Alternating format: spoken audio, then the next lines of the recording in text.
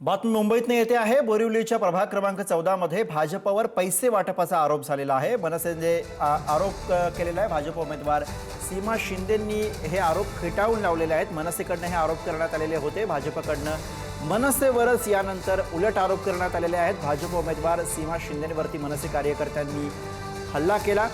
महिलेवरती हल्ला करणारी मनसेची ही कुठली संस्कृती आहे, असा सवाल संजय उपाध्याय यांनी विचारला। त्यांना आरोप करायचा आहे तर करू द्या। त्यांनी जर तिथे सर्च पण केलेला आहे, पूर्ण तिथे शूटिंग केली आहे, इलेक्शन कमिशन होतं, आपले स्थानिक पोलीस होते, त्यांना तिथे काही मिळालं तर मी माझं राजकारण सोडेन, त्यांना तिथे पैसे मिळाले तर मी माझं राजकारण सोडेन, तिथे काहीही मिळालेलं नाही। आम्ही सगळे पदाधिकारी, माझा नवरा, आम्ही सगळे जेवत होतो। त्यांचं असं देखील म्हणणं आहे की तुमचे पती हे सरकारी सरकारी वकील आहेत आणि सरकारी वकील असताना हे पेपर सुद्धा अभंग झालेला आहे। सरकारी वकील आहे पण त्याच्या अगोदर माझा नवरा आहे, तो माझ्यावर बसून जेवू शकत नाही। आम्ही नॉर्मली सगळे जेवत होतो। एका महिला उमेदवाराला आई बहिणीवरून शिवी दिली जात होती।